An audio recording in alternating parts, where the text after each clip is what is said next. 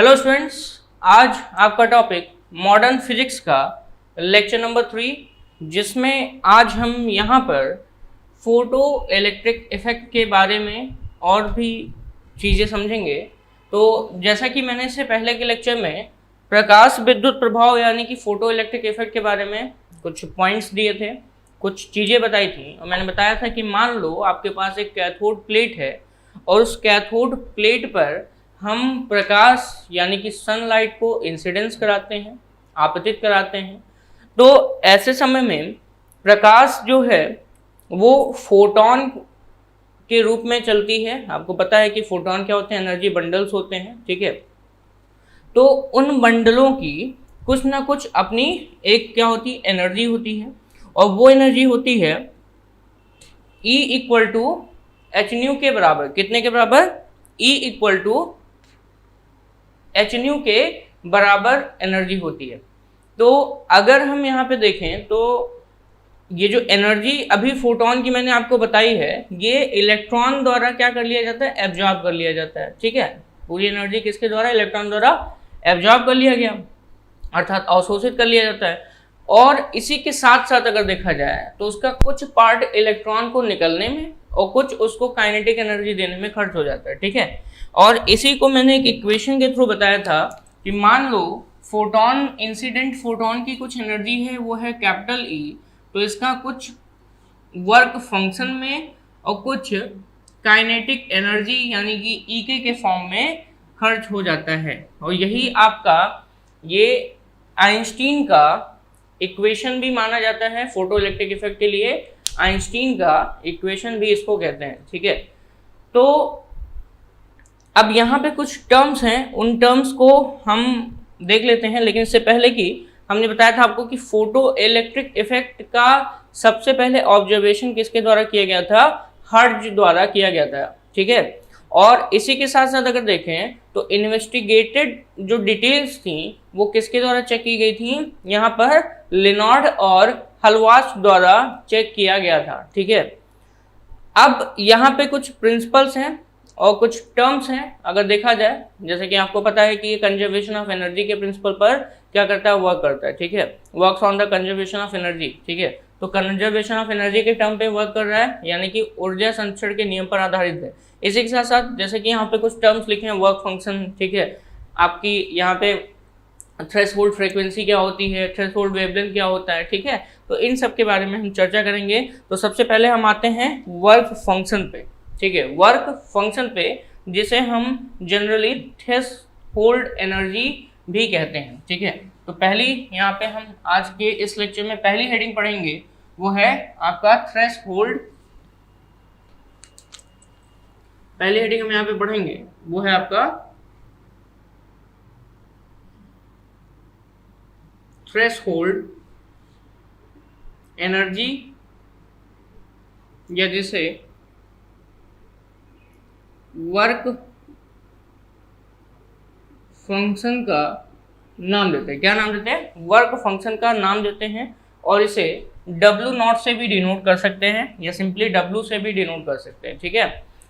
अब अगर threshold frequency के साथ साथ थ्रेशोल्ड एनर्जी की बात की जाए, यानी कि वर्क फंक्शन की बात की जाए, तो ये क्या है आप देखेंगे। फॉर्मूला मैं यहाँ पे लिख देता हूँ अलग से, जैसे मैंने अभी लिखा था E equal to W plus E K. E equal to कितना लिखा था मैंने? W प्लस ई के, ठीक है। तो ये फॉर्मूला मैंने यहाँ पे साइड में लिखा है ताकि आपको फिर से पढ़ने में कोई दिक्कत ना हो, ठीक है। चलिए, तो अगर हम बात करें वर्क फंक्शन की, तो इसे हम कहते हैं the minimum energy of incident radiation. मतलब जो लाइट इफेक्ट पड़ रही है, यानी कि जो लाइट कैथोड पे गिरता है उसकी बात करें। The minimum energy of incident radiation required to eject the electron from metallic surface is defined as work function of the surface। यानी कि अगर हम देखें तो मिनिमम एनर्जी है, मिनिमम एनर्जी है वो भी किसका? ऑफ इंसिडेंट रेडिएशन का, ऑफ इंसिडेंट रेडिएशन का, minimum energy of incident radiation, ठीक है। जो कि किस लिए रिक्वायर की जाती है, इलेक्ट्रॉन्स को निकलने के लिए, ठीक है, रिक्वायर्ड टू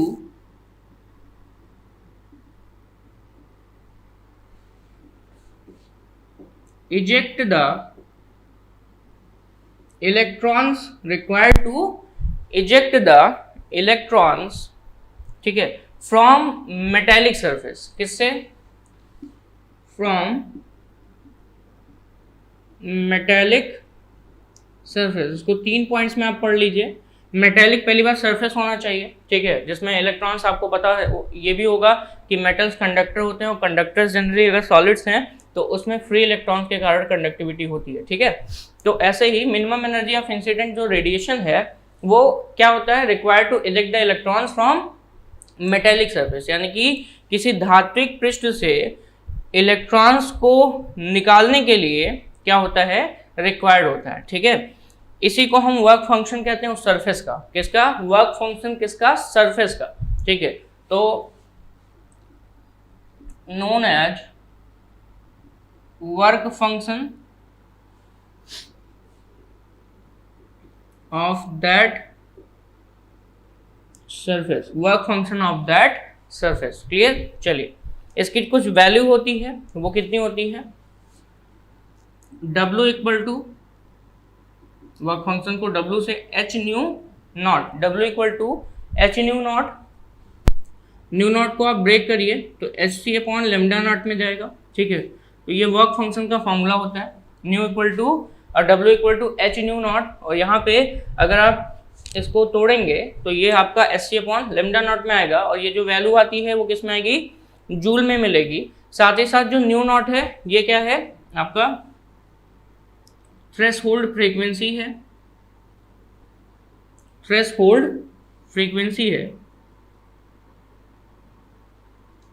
फ्रीक्वेंसी, और यहीं पे lambda naught equal to threshold wavelength है, क्या है, threshold wavelength, clear.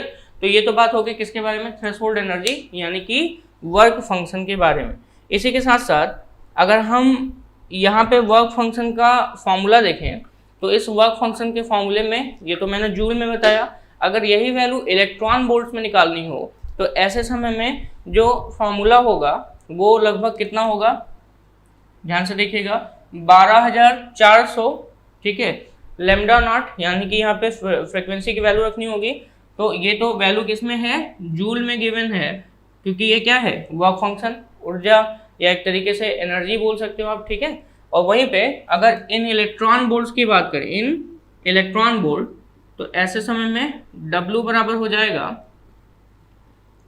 hc upon E into lambda naught, क्योंकि इलेक्ट्रॉन बोल्ट में लाने के लिए E से हम यानी कि चार्ज ऑफ इलेक्ट्रॉन से डिवाइड कर देते हैं, और जब इतने पोर्शन को आप सॉल्व करेंगे तो 12400 अपॉन लेमडा नॉट, जहाँ पे लेमडा नॉट किस में होना चाहिए, एंगस्ट्रॉम में, तो वर्क डन की जो वैल्यू आएगी वो किस में आ जाएगी, इलेक्ट्रॉन वोल्ट में वैल्यू आ जाएगी।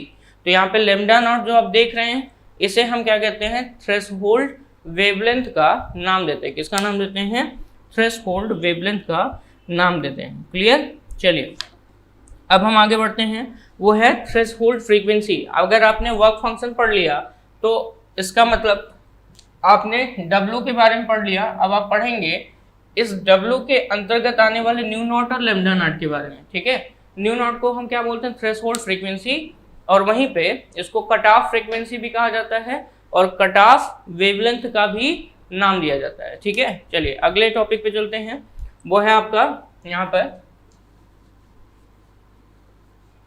Threshold frequency. अगला टॉपिक है वो है यहाँ पर threshold frequency.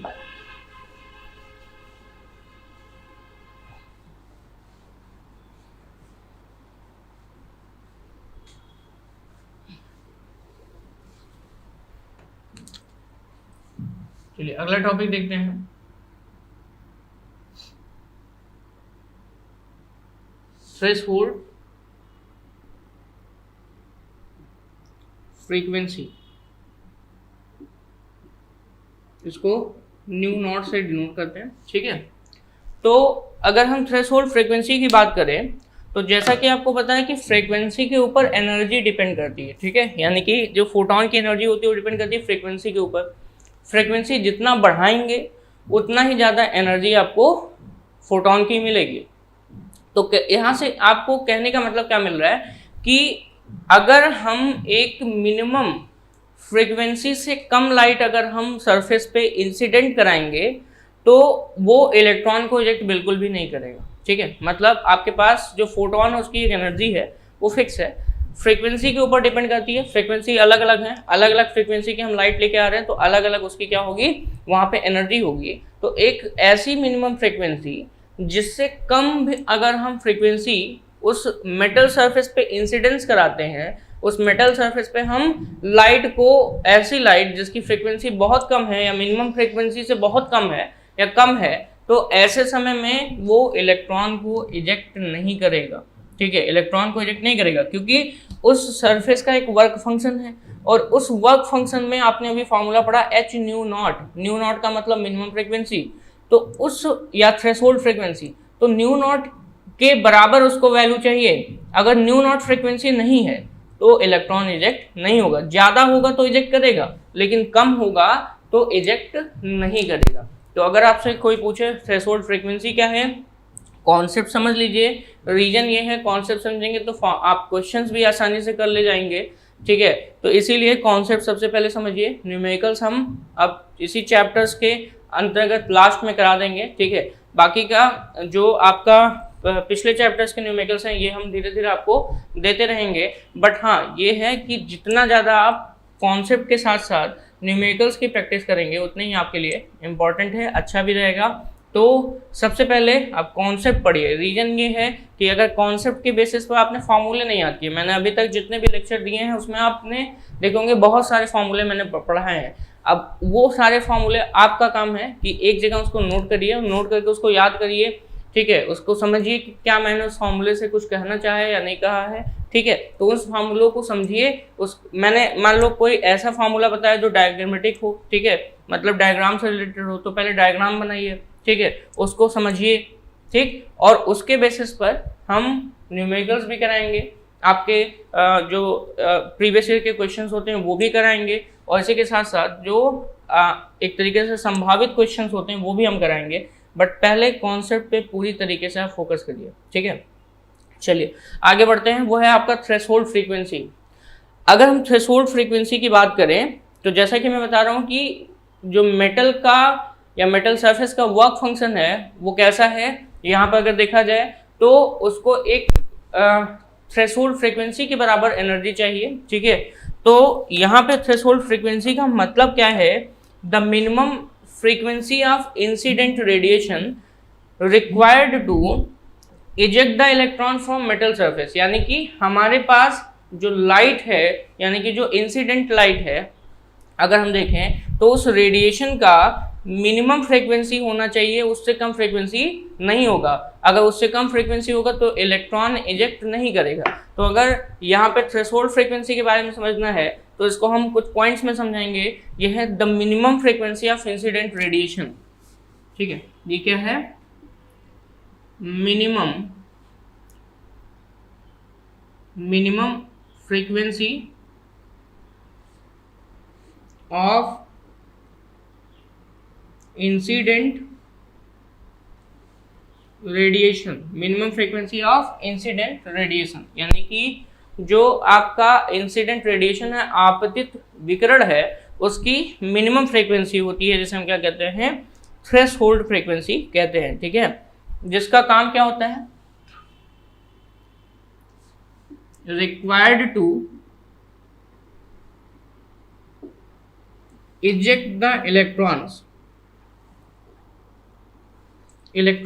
from metal surface, यानी कि ये जो फ्रीक्वेंसी है यहाँ पर वो हमेशा कैसी होनी चाहिए, आपकी थ्रेशोल्ड फ्रीक्वेंसी के बराबर या उससे ज़्यादा हो। अगर उससे कम होगा तो इलेक्ट्रॉन इजेक्ट नहीं करेगा। इसका मतलब ये समझिए, इफ फ्रीक्वेंसी ऑफ रेडिएशन जो कि इंसिडेंस कर रहा है is less than new not, यानी कि फ्रीक्वेंसी ऑफ रेडिएशन किससे कम है, न्यू नॉट से कम है, तो ऐसे समय में फोटो इलेक्ट्रिक एमिशन नहीं होगा। तो ऐसे समय में फोटो इलेक्ट्रिक एमिशन नहीं होगा। रीजन क्या है, फ्रीक्वेंसी जितनी चाहिए थी आपने नहीं दिया, इलेक्ट्रॉन को निकलने के लिए जितनी ऊर्जा की आवश्यकता थी उसको नहीं मिला, तो इसीलिए वो फोटो इलेक्ट्रिक एमिशन नहीं करता है। इसी के साथ साथ अगर बात करें तो for most metals the threshold frequency is in the ultraviolet, but यानी कि ज़्यादातर जो मेटल्स होते हैं उनके लिए जो थ्रेशोल्ड फ्रीक्वेंसी का रेंज है वो कहाँ से कहाँ तक होता है, अल्ट्रावायलेट रीजन में लाई करता है, यानी कि परावैंगनी जो क्षेत्र है वहाँ पर लाई करता है। लेकिन पोटेशियम और सीजियम ऑक्साइड के लिए, ठीक है, but for potassium and caesium oxide it is in the visible spectrum, यानी कि इसकी अगर बात करें तो विजिबल स्पेक्ट्रम में रहता है, यानी कि अधिकतर अगर हम देखें तो थ्रेशोल्ड जो आपका फ्रीक्वेंसी है वो अल्ट्रावायलेट रीजन में होता है। तो अल्ट्रावायलेट में मोस्टली अल्ट्रावायलेट यहाँ पे लिख सकते हैं मोस्टली यूवी, और यूवी का अगर वेवलेंथ का रेंज देखेंगे तो 200 से 300 नैनोमीटर, 300 नैनोमीटर का रेंज है। मोस्टली यूवी रेंज में आते हैं, अल्ट्रावायलेट परावैंगनी रेंज में आते हैं, ठीक है। रेडिएशंस अगर 200 से 300 नैनोमीटर में है तो ये कुछ मेटल्स के लिए इस रेंज में आते हैं, वो भी कौन सी, थ्रेशोल्ड फ्रीक्वेंसी, यानी कि इनका जो वेवलेंथ है वो आपका कितना है 200 से 300 नैनोमीटर, ये लेमडा की वैल्यू है, ठीक है, जिसे हम लेमडा नॉट से लिखेंगे। और यहीं पे अभी मैंने बताया पोटेशियम और सीजियम ऑक्साइड, पोटेशियम और सीजियम ऑक्साइड के लिए, ठीक है, ये आपके विजिबल रीजन में लाई करते हैं, ठीक है।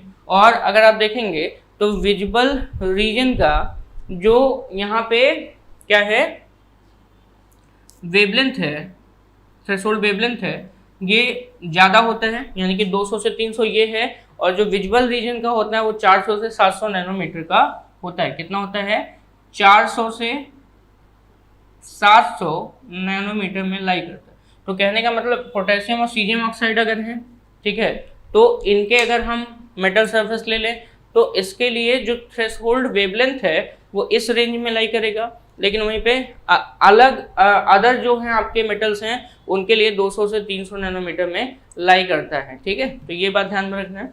इसी के साथ साथ अब हम आगे बढ़ते हैं और यहाँ पे बात करेंगे किसके बारे में, आपके थ्रेशोल्ड वेवलेंथ के बारे में। किसके बारे में, थ्रेशोल्ड वेवलेंथ के बारे में, ठीक है। अब ये बात ध्यान में रखना आपको कि फ्रीक्वेंसी और वेवलेंथ जो होते हैं वो क्या होते हैं, आपके यहाँ पर एक दूसरे के इनवर्स होते हैं। तो अगर फ्रीक्वेंसी मिनिमम मांग रहा है तो वेवलेंथ आपका यहाँ पे कैसा होगा, मैक्सिमम होगा। तो इसलिए अगली हेडिंग है वो है थ्रेशोल्ड वेवलेंथ। अगली हेडिंग क्या है, वो है थ्रेशोल्ड वेवलेंथ।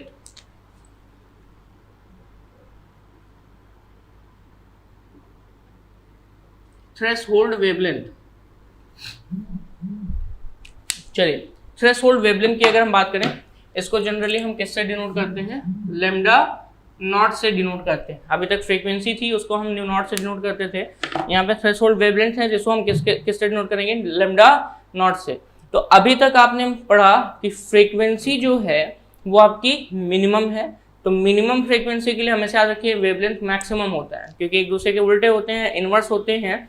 तो अगर थ्रेशोल्ड वेवलेंथ की बात की जाए तो the maximum wavelength of incidence radiation required to eject the electrons from a metallic surface is defined as threshold wavelength। यानी कि अगर हम यहाँ पे देखें तो मैक्सिमम वेवलेंथ है, ठीक है, maximum wavelength of incident radiation, incident radiation, maximum wavelength of incident radiation है, ठीक है, required to eject photo electrons, required to eject photo electrons, यानी कि इनका काम क्या होता है, फोटो इलेक्ट्रॉन्स निकालने के लिए प्रयोग में लाए जाते हैं। कहाँ से, from metallic surface, from metallic surface. Clear. तो ये हो गया मैक्सिमम वेवलेंथ होता है इंसिडेंट रेडिएशन का, जिसका काम क्या होता है, फोटो इलेक्ट्रॉन्स को इजेक्ट करना, वो भी कहाँ से, फ्रॉम मेटेलिक सरफेस से, यानी कि धात्विक सतह से फोटो इलेक्ट्रॉन्स को क्या करना, इजेक्ट करना। इसी के साथ साथ अगर हम बात करें तो ये जो आपका मैक्सिमम वेवलेंथ है ये हमेशा इन्वर्सली प्रोपोर्शनल होता है, किसके लिए, आपके जो फ्रीक्वेंसी है इसके इन्वर्सली प्रोपोर्शनल होता है। यानी कि अगर इंसिडेंट लाइट का वेवलेंथ इससे ज़्यादा होगा, ठीक है, if lambda is greater than lambda naught, यानी कि इस मैक्सिमम वैल्यू से ज़्यादा है, इससे ज़्यादा होगा तो फोटो इलेक्ट्रिक एमिशन नहीं होगा। तो फोटो इलेक्ट्रिक एमिशन यानी कि प्रकाश विद्युत उत्सर्जन यहाँ पे नहीं होगा, क्योंकि आपने अभी अभी पढ़ा मैक्सिमम वैल्यू ऑफ वेवलेंथ, ठीक है, जो इंसिडेंट रेडिएशन का रिक्वायर्ड होता है किसके लिए, इलेक्ट्रॉन्स को इजेक्ट करने के लिए, फोटो इलेक्ट्रॉन्स को। तो यहाँ पे अगर इंसिडेंट रेडिएशन की वेवलेंथ ज़्यादा है, ये है वेवलेंथ ऑफ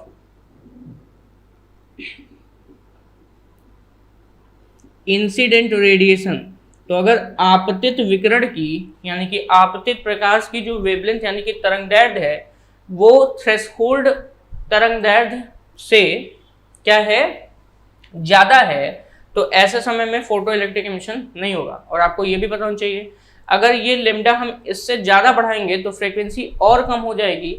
लेमडा नॉट पे जो फ्रीक्वेंसी होती है वो न्यू नॉट होती है, ये अगर मैक्सिमम है तो यहाँ पे ये कैसी होती है, मिनिमम फ्रीक्वेंसी होगी, ठीक है। और अगर हम इसको थोड़ा सा और भी बढ़ा देंगे तो ये जो न्यू की वैल्यू है और लेस देन हो जाएगी न्यू नॉट से।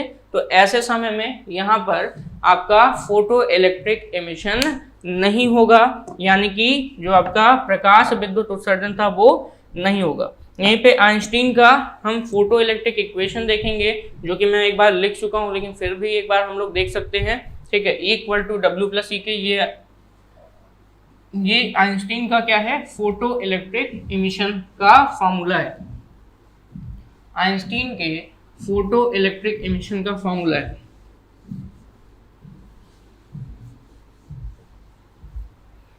ठीक है, चलिए देखते हैं आइंस्टीन फोटो इलेक्ट्रिक एमिशन का फॉर्मूला।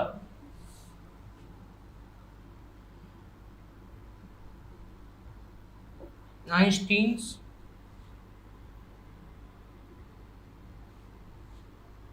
फोटो इलेक्ट्रिक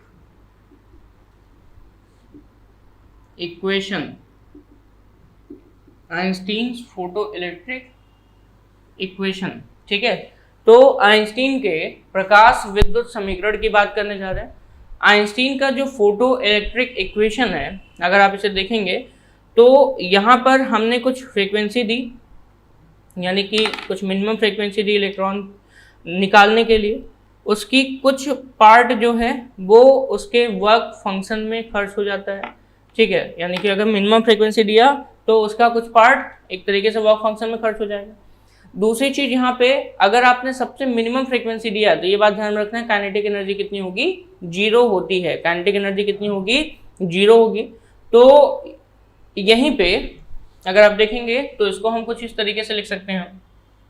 मान लो यहाँ पे क्या है, एक मेटल सरफेस है, ठीक। मान लो आपके पास एक मेटल सरफेस है और इस मेटल सरफेस पे यहाँ पे इलेक्ट्रॉन्स हैं, इलेक्ट्रॉन्स हैं, ये इलेक्ट्रॉन्स हैं, इलेक्ट्रॉन सरफेस के अंदर हैं और आपने इसको इंसिडेंस लाइट दी, वो भी मिनिमम फ्रीक्वेंसी, यानी कि ये जो लाइट है इसकी फ्रीक्वेंसी कितनी है, न्यू नॉट है, तो एनर्जी कितनी होगी, एच न्यू नॉट, ठीक है। ये फॉर्मूला होता है एनर्जी का।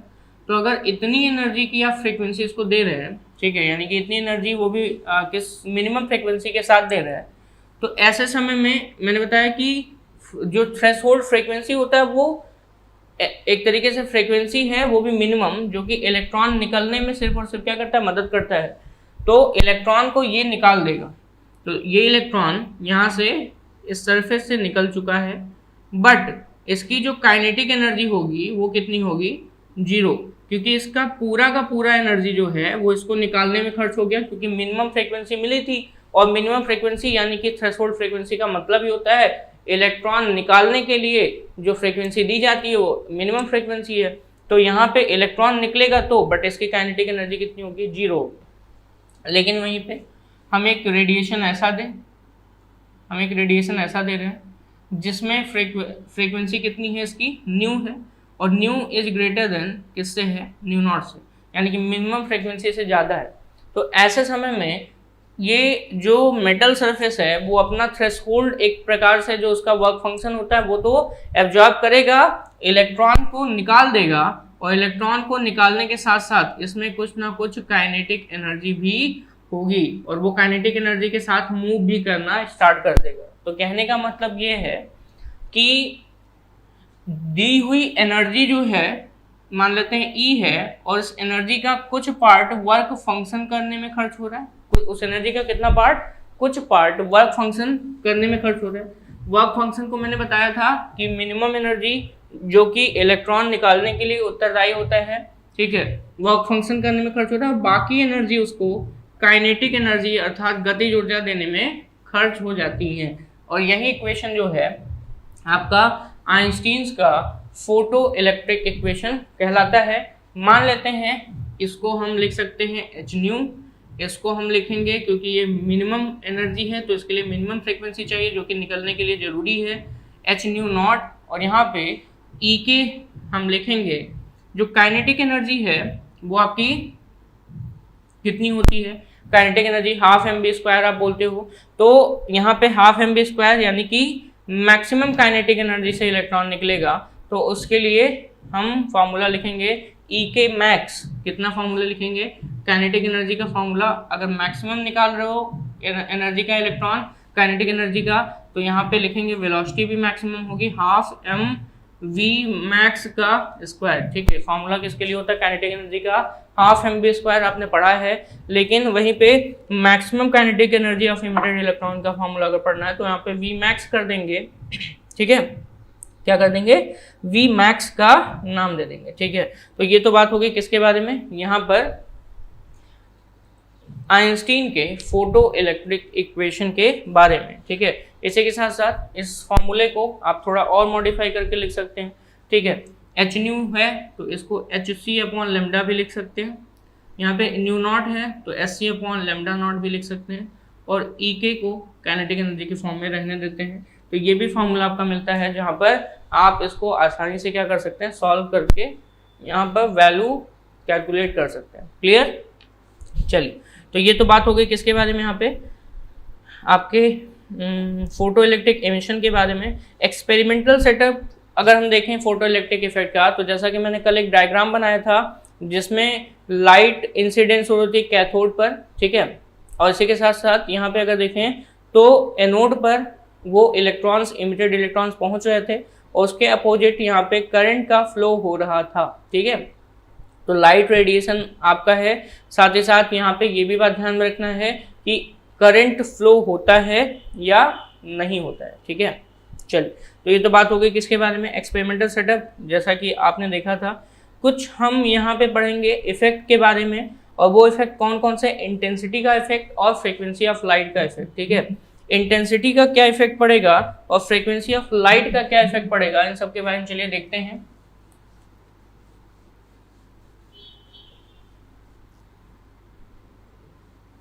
आइंस्टीन का फोटो इलेक्ट्रिक इक्वेशन बहुत ही इंपॉर्टेंट इक्वेशन है, ठीक है।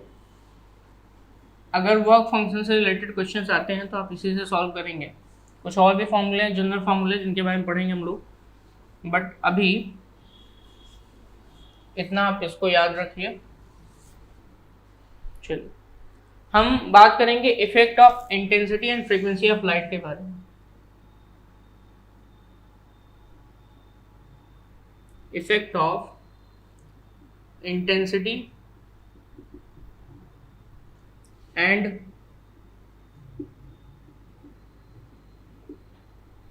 फ्रीक्वेंसी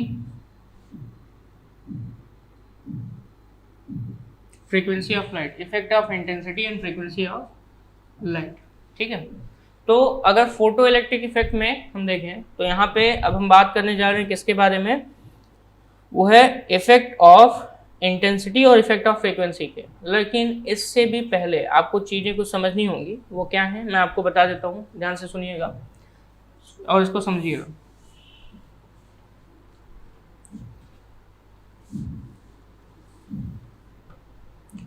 इंटेंसिटी का अगर हम मतलब बताएं, किसके बारे में बताएं, इंटेंसिटी का मतलब बताएं। ठीक है, तो इंटेंसिटी का मतलब होता है, मान लीजिए हमने एक रेडिएशन किसी सरफेस पे इंसिडेंस कराया, मैं पहले इंटेंसिटी की बात करूंगा फिर फ्रीक्वेंसी वाले इफेक्ट पर जाऊंगा। तो सबसे पहले मान लो आपके पास एक मेटल सरफेस है और इस मेटल सरफेस पर आपने क्या किया, इस मेटल सरफेस पर आपने लाइट इंसिडेंस कराई और मान लेते हैं एक ही रेडिएशन आ रहा है, तो इसकी इंटेंसिटी कहते हैं कम है। ठीक है, यहीं पे और एक और रेडिएशन आ रहा है तो उसकी इंटेंसिटी बढ़ गई, एक और रेडिएशन ले आया इंटेंसिटी और बढ़ गई, एक और रेडिएशन ले आया इंटेंसिटी और बढ़ गई। ठीक है, तो कहने का मतलब है इंटेंसिटी का मतलब होता है नंबर ऑफ रेडिएशंस। ठीक है, कितने रेडिएशंस आप ले आते हैं उसको हम कहते हैं इंटेंसिटी का नाम देते हैं। ठीक है, नंबर ऑफ रेडिएशन। ठीक, ये तो बात होगी। इसी के साथ साथ अगर हम देखें तो हर एक रेडिएशन की कुछ एनर्जी है, वो है मान लो न्यू है, सबकी एनर्जी यहाँ पे फ्रीक्वेंसी जो है वो सेम है। ठीक है, हर एक रेडिएशन की फ्रीक्वेंसी हमने सेम रखी है, फ्रीक्वेंसी बदलेंगे नहीं। इंटेंसिटी से मतलब है, इसलिए फ्रीक्वेंसी को हमने कांस्टेंट रखा है। तो सबकी एनर्जी कितनी होगी, एच न्यू, इसकी भी कितनी होगी, एच न्यू होगी, इसकी भी एच न्यू होगी, इसकी भी एच न्यू होगी। और आपको जैसा कि पता है कि जब हम कैथोड प्लेट पर इंसिडेंस कराते हैं लाइट को, तो यहाँ से इलेक्ट्रॉन निकलता है और किसकी तरफ भागता है, एनोड की तरफ भागता है। ठीक है, तो एक इलेक्ट्रॉन हमेशा एक रेडिएशन से, एक फोटोन से निकलेगा, तो एक एच न्यू द्वारा यहाँ से कितने इलेक्ट्रॉन निकलेंगे, एक इलेक्ट्रॉन निकलेंगे। एक इलेक्ट्रॉन था, वो इलेक्ट्रॉन यहाँ से निकला और अब ये काइनेटिक एनर्जी भी उसके पास है, मूव करने लगा। तो ये सरफेस से निकला और मूव करने लगा। हमने इंटेंसिटी बढ़ा दी, मतलब हमने एक और रेडिएशन इस पे डाला तो एक और इलेक्ट्रॉन इस पे निकला, रेडिएशन और बढ़ाया, नंबर ऑफ रेडिएशन, एक और इलेक्ट्रॉन निकला, और रेडिएशन बढ़ाया, एक और इलेक्ट्रॉन निकला। तो हो क्या रहा है यहाँ पे ये हो रहा है कि जब आप नंबर ऑफ रेडिएशन बढ़ाते हो, यानी कि इंटेंसिटी बढ़ाते हो, तो फोटो इलेक्ट्रॉन्स जो होते हैं इनके नंबर बढ़ जाते हैं। फोटो इलेक्ट्रॉन्स के नंबर क्या हो जाते हैं, बढ़ जाते हैं। फोटो इलेक्ट्रॉन्स के नंबर बढ़ जाते हैं। जो यहाँ पे इलेक्ट्रॉन्स थे सरफेस पे या निकल चुके हैं, तो ये सभी इलेक्ट्रॉन निकल चुके हैं और अपनी अपनी काइनेटिक एनर्जी के साथ क्या कर रहे हैं, मूव कर रहे हैं। ठीक है, तो कहने का मतलब क्या है यहाँ पे कि फ्रीक्वेंसी सेम रख करके अगर हम इंटेंसिटी पे बात दें, तो इंटेंसिटी बढ़ाने का मतलब होता है नंबर ऑफ रेडिएशन बढ़ाओ। ठीक है, नंबर ऑफ रेडिएशन यानी कि विकिरण की मात्रा बढ़ाएंगे, तो ऐसे समय में यहाँ पे रेडिएशंस बढ़ रहा है, और जब रेडिएशंस बढ़ेगा, ठीक है, यानी कि नंबर ऑफ रेडिएशन बढ़ेंगे, इंटेंसिटी बढ़ेगी, तो ऐसे समय में ये बात ध्यान में रखिए कि नंबर ऑफ फोटो इलेक्ट्रॉन्स बढ़ते हैं, यानी कि intensity is directly proportional to number of, यहाँ पे किसके, photo electrons, number of photo electron. जितना ज़्यादा इंटेंसिटी बढ़ाओगे उतना ही ज़्यादा फोटो इलेक्ट्रॉन्स बढ़ेंगे, और अगर फोटो इलेक्ट्रॉन्स निकलेंगे तो याद रखिएगा कि फोटो इलेक्ट्रिक करंट की वैल्यू भी बढ़ेगी। कौन सी वैल्यू, फोटो इलेक्ट्रिक करंट की वैल्यू भी बढ़ेगी। ठीक है, लेकिन काइनेटिक एनर्जी सबका सेम होगा। तो अब ध्यान से सुनिएगा कि हमने इंटेंसिटी बढ़ाई है, तो हर एक, वो भी सेम फ्रीक्वेंसी वाले लाइट से, तो हर एक इलेक्ट्रॉन जो यहाँ से निकल रहा है, इस सरफेस से निकल रहा है, उसकी काइनेटिक एनर्जी सेम होगी। उसकी काइनेटिक एनर्जी क्या होगी, सेम होगी, क्योंकि फ्रीक्वेंसी क्या रखा है मैंने, मान लो सेम रखा है, क्योंकि वर्क फंक्शन मेटल का सेम होता है, तो काइनेटिक एनर्जी भी सेम होगी। एक ही काइनेटिक एनर्जी से वो कहाँ पहुँच रहे होंगे, यहाँ पर एक ही काइनेटिक एनर्जी लेके वो पॉजिटिव प्लेट की तरफ पहुँच रहे होंगे। तो अगर हम एक ऐसा नेगेटिव पोटेंशियल अप्लाई कर दें, कौन सी पोटेंशियल, निगेटिव पोटेंशियल अप्लाई करते हैं। तो पहली बात तो ये समझिए कि यहाँ पे माइनस है, यहाँ प्लस है। आपको पता होना चाहिए कि जिधर माइनस और जिधर प्लस होता है तो हमेशा फोटो एक होता है इलेक्ट्रिक फील्ड, इलेक्ट्रिक फील्ड हमेशा पॉजिटिव टू नेगेटिव डेवलप होता है, जिसे हम विद्युत क्षेत्र का नाम देते हैं। मैं ये आपको बता चुका हूँ, ठीक है, क्या आपको इलेक्ट्रोस्टैट्स में बता चुका हूँ कि जो इलेक्ट्रिक फील्ड्स होते हैं, यानी जैसे हम क्या कहते हैं, विद्युत क्षेत्र का नाम देते हैं। इलेक्ट्रिक फील्ड्स होते हैं विद्युत क्षेत्र, वो हमेशा पॉजिटिव से निकल के नेगेटिव की तरफ चलते हैं, यानी कि उनका डायरेक्शन हमेशा पॉजिटिव टू नेगेटिव होता है। दूसरी चीज ये बात ध्यान में रखिए कि पॉजिटिव हमेशा हाई पोटेंशियल पे होता है, यानी कि उच्च विभव पर, और नेगेटिव हमेशा लो पोटेंशियल पे होता है। और ये भी बताया था कि इलेक्ट्रॉन्स हमेशा लो पोटेंशियल से हाई पोटेंशियल की तरफ भागते हैं। किधर से, लो टू हाई भागेंगे। तो बताइए निगेटिव वाला प्लेट जो होगा वो किस पोटेंशियल पे होगा, लो पोटेंशियल पे। पॉजिटिव वाला किस पे होगा, हाई पोटेंशियल पे, ठीक है। और हम इलेक्ट्रॉन्स यहाँ पे मूव करा रहे हैं क्योंकि फोटो इलेक्ट्रॉन्स हैं, तो ये किधर से किधर भागेंगे, यहाँ से निकलने के जस्ट बाद वो पॉजिटिव की तरफ भाग रहे हैं, यानी कि लो टू हाई पोटेंशियल भाग रहे हैं, ठीक है, इलेक्ट्रॉन मूव कर रहे हैं। अब कहने का मतलब ये है हम इस इलेक्ट्रॉन को यहाँ पर पहुँचने से रोक दें, ठीक है, मतलब इलेक्ट्रॉन्स तो यहाँ से निकले यहाँ पहुँचे, यानी कि मान लेते हैं आपके पास ये निगेटिव है और ये वाला निगेटिव है और ये पॉजिटिव है, निगेटिव से इलेक्ट्रॉन निकला और यहाँ तक पहुँच रहा है, हम उसको रोक दें, ठीक है, पॉजिटिव तक ना पहुँचने दें। तो वही चीज़ हम यहाँ पे कराएंगे।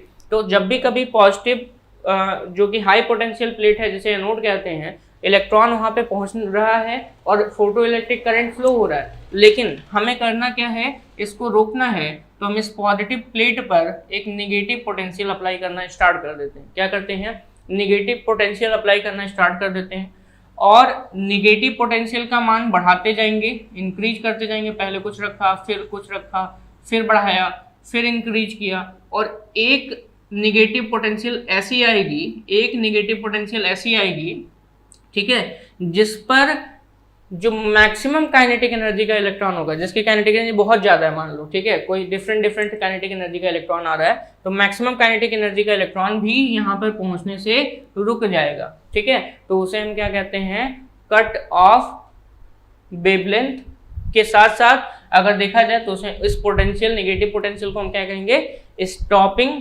पोटेंशियल का नाम देंगे। फिर से सुन लीजिए, हम क्या कह रहे हैं, हम ये कह रहे हैं कि मान लेते हैं हमारे पास यहाँ पे जो नेगेटिव पोटेंशियल है इसको हम बढ़ा रहे हैं। पहले हमने थोड़ा सा इस पर नेगेटिव पोटेंशियल लगाया, काइनेटिक एनर्जी वाले इलेक्ट्रॉन्स नहीं रुक रहे हैं, मैंने और नेगेटिव पोटेंशियल बढ़ाया, तब भी ये यहाँ पे पहुंच रहे हैं। मैंने और नेगेटिव पोटेंशियल अप्लाई किया इस एनोड पर, तो तब भी ये यहाँ पे पहुंचे हैं। और एक मैक्सिमम हमने नेगेटिव पोटेंशियल लगाया जिस पर हमारा जो इलेक्ट्रॉन था, जो कि मैक्सिमम काइनेटिक एनर्जी लेके जा रहा था पॉजिटिव प्लेट की तरफ, वो जाके स्टॉप हो गया, रुक गया, पॉजिटिव प्लेट तक नहीं पहुंचा। तो इस मैक्सिमम नेगेटिव पोटेंशियल को हम V नॉट से डिनोट करते हैं और इसे हम स्टॉपिंग पोटेंशियल का नाम देते हैं, स्टॉपिंग पोटेंशियल का नाम देते हैं। कौन सा नाम देते हैं, स्टॉपिंग पोटेंशियल या बैरियर पोटेंशियल का नाम देते हैं। यानी कि अगर आपसे कोई पूछे स्टॉपिंग पोटेंशियल किसे कहते हैं, तो स्टॉपिंग पोटेंशियल का मतलब होता है कि ऐसा नेगेटिव पोटेंशियल जो एनोड पर लगाया जाता है और यह क्या करता है, मैक्सिमम काइनेटिक एनर्जी के इलेक्ट्रॉन्स को एनोड तक पहुंचने से रोक देता है, ठीक है। तो इसे हम क्या कहेंगे, स्टॉपिंग पोटेंशियल का नाम देते हैं, ठीक है। तो जो स्टॉपिंग पोटेंशियल है, ठीक है, ये आपका नेगेटिव में वैल्यू है। तो अगर हमने फ्रीक्वेंसी सेम रखी है तो काइनेटिक एनर्जी भी सेम होगी और हर एक इलेक्ट्रॉन के लिए स्टॉपिंग पोटेंशियल भी क्या होगा, सेम होगा। तो अगर हम इफेक्ट ऑफ इंटेंसिटी देखें तो इफेक्ट ऑफ इंटेंसिटी कुछ इस तरीके से आपको दिखेगी, इसका ग्राफ दिखेगा, ये मैंने एरो बनाया, ठीक है। इधर आप ले लेते हैं वो भी किसका, वोल्टेज का, V का, V मतलब पोटेंशियल की, और इधर हम ले लेते हैं फोटो इलेक्ट्रिक करंट की, किसकी, I की। I इधर इंक्रीज कर रहा है और V इधर इंक्रीज कर रहा है, ठीक है। फोटो इलेक्ट्रिक करंट जैसे हम क्या कहेंगे, I कहते हैं, ठीक है। तो अगर इंटेंसिटी बढ़ा दें तो मान लेते हैं ये आपका पीछे की तरफ ग्राफ जाएगा, पीछे की तरफ मैंने ग्राफ बना दिया, ठीक है। तो ये जो ग्राफ है पीछे की तरफ, थोड़ा सा आपको दिख नहीं रहा है, मैं यहाँ पे आगे बना देता हूँ, ठीक है। मैं इंटेंसिटी के लिए ग्राफ बनाने जा रहा हूँ, तो थोड़ा सा इसको समझिए। ये आपका एक एरो है, ये मान लो एक आपका एक्स और वाई एक्सिस है, इस वाई एक्सिस पर हमने करंट लिया है, करंट को इंक्रीज कराना है, फोटो इलेक्ट्रिक करंट, और यहाँ पे हमने पोटेंशियल की एक्सिस ली है, ठीक है, यानी कि वी पोटेंशियल को हम क्या करा रहे हैं, इंक्रीज करा रहे हैं, ठीक है। तो ऐसे समय में अगर आप देखेंगे तो इस वाले एक्सिस को हम थोड़ा पीछे बढ़ाते हैं क्योंकि हमें नेगेटिव पोटेंशियल की जरूरत है। तो एक लाइन हम ऐसे खींचते हैं, ठीक है, लेकिन ये लाइन आपका ऐसे नहीं, यहाँ पीछे से थोड़ा सा जाएगा, अब इसका रीजन भी बताते हैं, और दूसरी लाइन भी वहीं से स्टार्ट करेंगे और थोड़ा ऊपर से ले जाएंगे, ठीक है। इन दोनों का मतलब क्या है समझिएगा, इसकी फ्रीक्वेंसी और इसकी फ्रीक्वेंसी क्या है, अगर देखी जाए सेम है, बस इंटेंसिटी इसकी कितनी थी, आई थी, उसकी इंटेंसिटी कितनी कर दी, 2i। ये जो मैं कैपिटल आई से लिखा हूँ इसको मैं स्मॉल आई से कर देता हूँ, ये है फोटो इलेक्ट्रिक करंट और ये इंटेंसिटी की बात कर रहे हैं। तो इंटेंसिटी मैंने क्या कर दी, डबल कर दी, तो करंट की वैल्यू बढ़ी कि नहीं बढ़ी, पहले करंट की वैल्यू कुछ यहाँ पे मिलती थी, ठीक है, मान लो पहले करंट आपको यहाँ पे मिलता था,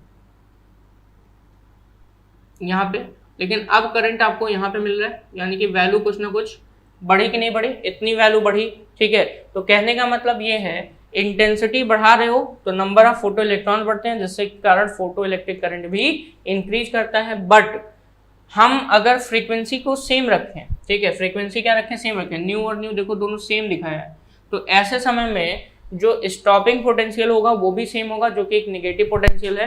तो इसीलिए जितना भी करंट आपका इंक्रीज हुआ उसका पीछे की तरफ अगर हम कराएं तो पीछे की तरफ सिर्फ एक ही बिंदु पे मिलते हैं, जिसको माइनस वी नॉट कहते हैं। तो स्टॉपिंग पोटेंशियल सेम है, बट यहाँ पे फोटो इलेक्ट्रिक करंट की वैल्यू क्या कर जाएगी, इंक्रीज कर जाएगी, प्रकाश विद्युत धारा की वैल्यू क्या कर जाएगी, इंक्रीज कर जाएगी। तो इंटेंसिटी बढ़ाने पर, यानी कि इंटेंसिटी का मतलब होता है नंबर ऑफ इंसिडेंट फोटॉन्स, इसका मतलब क्या होता है आप समझ लीजिए, इंटेंसिटी का मतलब होता है number of incident photons, number of incident photons. और यहीं पे अगर हम बात करें तो नंबर ऑफ इंसिडेंट फोटॉन्स और इसी के साथ साथ इंटेंसिटी बढ़ाएंगे तो इमिटेड इलेक्ट्रॉन्स भी बढ़ते हैं, और यहाँ पे फोटो इलेक्ट्रॉन्स यानी कि पर टाइम या पर सेकंड क्या करते हैं, इंक्रीज करते हैं, जिसके कारण फोटो इलेक्ट्रिक करंट भी क्या करने लगता है, इंक्रीज करता है, ठीक है। ये तो बात हो गई इफेक्ट ऑफ इंटेंसिटी के बारे में। अब हम बात करेंगे इफेक्ट ऑफ फ्रीक्वेंसी के बारे में। किसके बारे में, इफेक्ट ऑफ फ्रीक्वेंसी के बारे में, ठीक है। चलिए अगला हम बात करने जा रहे हैं इफेक्ट ऑफ फ्रीक्वेंसी। तो मुझे आपको ये समझाना है कि फ्रीक्वेंसी बढ़ाते जाओ तो इस ऐसे समय में आपका फोटो इलेक्ट्रिक करंट पे कोई इफेक्ट नहीं पड़ता। याद रखिएगा, फ्रीक्वेंसी में परिवर्तन करने से फोटो इलेक्ट्रिक करंट में किसी भी प्रकार का परिवर्तन नहीं होगा। ये बात बस ध्यान रखिएगा कि फ्रीक्वेंसी जो है मिनिमम फ्रीक्वेंसी से ज़्यादा हो, तो अगर हम फ्रीक्वेंसी बदलते जाएं तो ऐसे समय में आपका फोटो इलेक्ट्रिक इमिशन पे किसी भी प्रकार का इफेक्ट नहीं पड़ता है, बस उसकी स्टॉपिंग पोटेंशियल यानी कि नेगेटिव पोटेंशियल अलग अलग आती हैं। यानी कि अगर हम बात करें यहाँ पे, अब फ्रीक्वेंसी के बारे में बात करने जा रहे हैं, तो अगर फ्रीक्वेंसी की हम बात करें, जैसे हम आवृत्ति कहते हैं, तो फ्रीक्वेंसी मान लेते हैं हमारे पास दो रेडिएशंस हैं जिनकी फ्रीक्वेंसी एक की ν1 है और एक की कितनी है, ν2 है, और उसको हम किसी मेटल सरफेस पे क्या कराते हैं, इंसिडेंस कराते हैं। तो ν1 फ्रीक्वेंसी को इंसिडेंस कराया, ν2 फ्रीक्वेंसी को इंसिडेंस कराया, किस पे, किसी मेटल सरफेस पर इंसिडेंस कराया। अब जो मेटल सरफेस है उसमें से जो इलेक्ट्रॉन यहाँ पे था, यहाँ भी था, इस पे इसने इस एनर्जी की फ्रीक्वेंसी की जो एनर्जी है hν1 और इसका है hν2, इसको क्या कर लिया, एब्जॉर्ब किया। फ्रीक्वेंसी अलग अलग है, µ1 और µ2 है। अब हम ये मान लेते हैं कि µ1 की फ्रीक्वेंसी ज़्यादा है किससे, µ2 से, यानी कि µ1 इज ग्रेटर देन किससे, µ2 से ज़्यादा है। तो ऐसे समय में यहाँ पर क्या होगा कि इसकी एनर्जी ज़्यादा होगी, फ्रीक्वेंसी जितनी ज़्यादा उसकी एनर्जी ज़्यादा, तो hν1 इस इलेक्ट्रॉन को मिलेगा, एब्जॉर्ब करेगा, वहीं पे इसकी फ्रीक्वेंसी कम है तो hν2 इसको क्या करेगा, एब्जॉर्ब करेगा, और दोनों इलेक्ट्रॉन यहाँ से क्या करेंगे, इजेक्ट करेंगे, दोनों इलेक्ट्रॉन यहाँ से इजेक्ट करेंगे, निकलेंगे।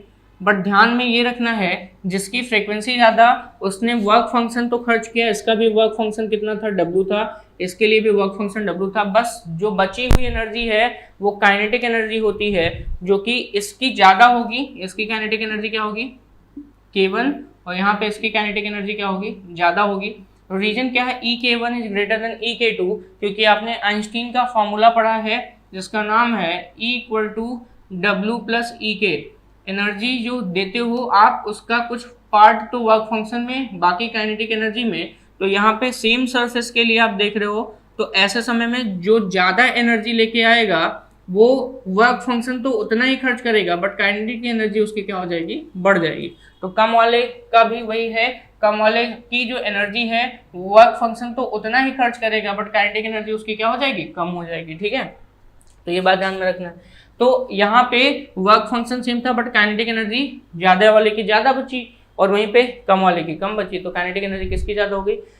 न्यूमन फ्रीक्वेंसी के रेडिएशन की। अब यहाँ से जो इलेक्ट्रॉन निकला है ये बड़ी तेजी से किसकी तरफ भागेगा? पॉजिटिव प्लेट की तरफ। ठीक है, ये बहुत तेजी से पहुंचेगा पॉजिटिव प्लेट की तरफ। ठीक है, और ये धीरे धीरे उससे पहुंचेगा किसमें? पॉजिटिव प्लेट की तरफ। तो इसको रोकने के लिए स्टॉपिंग पोटेंशियल यानी कि नेगेटिव पोटेंशियल जो है वो V02 है, और इसको रोकने के लिए, इस इलेक्ट्रॉन को रोकने के लिए जो नेगेटिव पोटेंशियल है वो है V01। तो ये आपका V01 नेगेटिव में ज़्यादा होगा, क्योंकि ज़्यादा मैक्सिमम काइनेटिक एनर्जी को रोकने के लिए ज़्यादा नेगेटिव पोटेंशियल अप्लाई करनी पड़ेगी, जिसको स्टॉपिंग पोटेंशियल कहते हैं। और वहीं पे ये V02 क्या होगा? कम होगा। तो ऐसे समय में जो ग्राफ जाएगा, ये बात ध्यान में रखिए, फ्रीक्वेंसी पे फोटो इलेक्ट्रिक करंट डिपेंड नहीं करता, यानी कि photo electric current does not depend on frequency. आवृत्ति पर प्रकाश विद्युत धारा निर्भर नहीं करती है। ठीक है, आवृत्ति पर प्रकाश विद्युत धारा निर्भर नहीं करती। मैं यहाँ पे आपको ग्राफ बना देता हूँ। ये V है, ठीक है, यानी कि यहाँ पे पोटेंशियल है, ये आपका करंट का फॉर्म है, ये करंट हो गया। ठीक है, और यहीं पे हम दो ग्राफ ऐसे दिखाएंगे, जिसमें दो लाइन दिखाएंगे, जिसमें आपको ये बात ध्यान में रखना है कि हमारे पास यहाँ पे ये होगा। ठीक है, यानी कि हमारे पास यहाँ पे फ्रीक्वेंसी कितनी थी? 2। किसकी ज़्यादा थी? न्यूवन की। किससे ज़्यादा थी? न्यूटो से ज़्यादा थी। यानी कि फ्रीक्वेंसी अलग अलग थी, न्यूवन की फ्रीक्वेंसी न्यूटो से ज़्यादा है। तो न्यूटो का जो स्टॉपिंग पोटेंशियल है वो V02 है, तो कम है।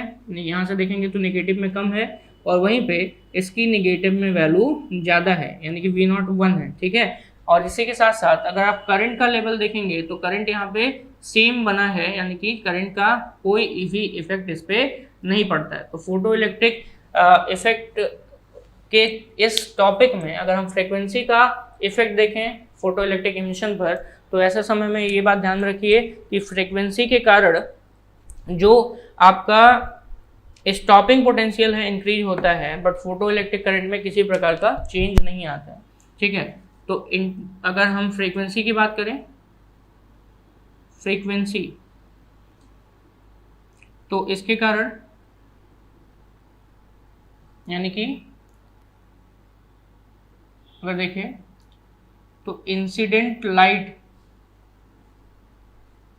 की जो फोटो इलेक्ट्रिक करंट है वैल्यू, वो फ्रीक्वेंसी पे डिपेंड नहीं करती। ठीक है, फोटो इलेक्ट्रिक करंट फ्रीक्वेंसी पे डिपेंड नहीं करती। सिर्फ और सिर्फ फ्रीक्वेंसी पे कौन सी चीज़ डिपेंड करती है? स्टॉपिंग